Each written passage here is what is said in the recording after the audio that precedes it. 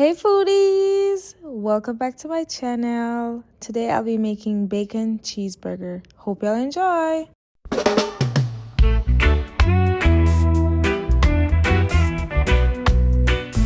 Hello. Have you ever been at home craving a cheeseburger from your favorite restaurant, but you don't feel like going out or you're just running low on funds? Why don't you just make your own cheeseburger in the comfort of your own home? Now that I have you hooked, here's a way to satisfy your craving at home. Next time you're at the store, grab that burger meat and your sliced cheese, and don't forget the bacon as well as your buns. Once you have salt and pepper at your home, you're good to go. Now that you have all the stuff I just mentioned, you're good to proceed. You're going to get that bun and slap it on your skillet or your flat top with a little grease and let it toast. But wait, I didn't mention how long you need to toast the buns for. Did I? I didn't. You need to toast it for 5 minutes. Only 5 minutes to get the best results. And remember, you have to do this on low heat, because if you turn the heat up too high, it will burn your buns. And who want burn buns? I sure do not. And I hope you don't either. You know what I'm saying?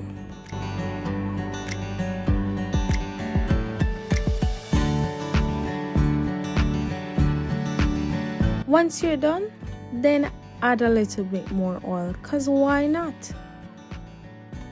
Then you're going to make sure the oil is spread evenly across your flat top or your skillet, whichever one you choose to use.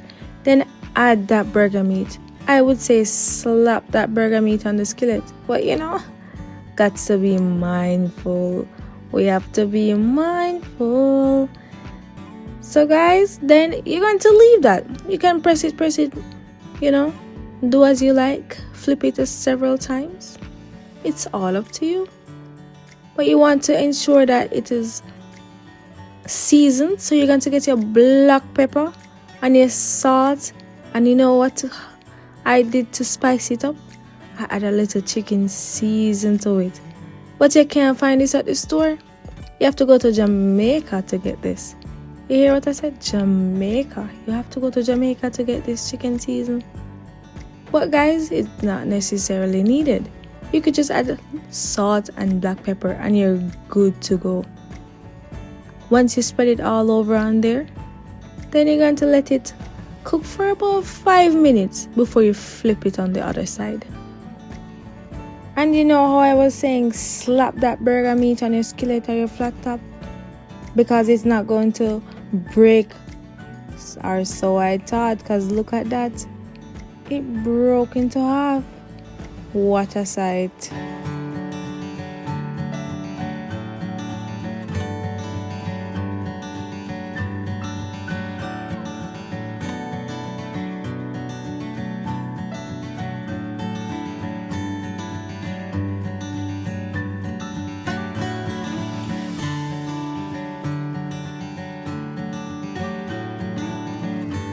Then you're going to go ahead and add your cheese to it. Me, personally, I chose 2 cheese, because why not? Do not judge. We listen but we don't judge. Then you're going to cover it to trap all that steam and to let the cheese melt faster. Then after 1 to 2 minutes, your cheese should be melted and you're good to remove it from the skillet or your flat top. Add it on top of your bun and then go on to the next step. Wait, let's see, what is the next step? You remember what I said this was? This was a bacon cheeseburger. So the next thing we're going to do is add our bacon.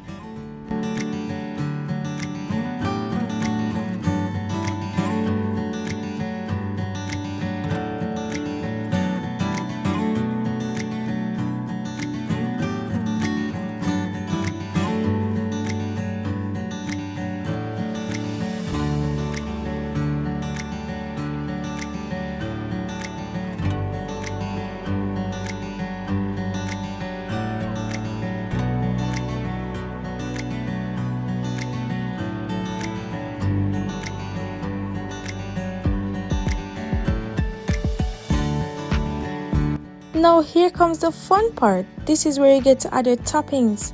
You're going to top it off with your bacon.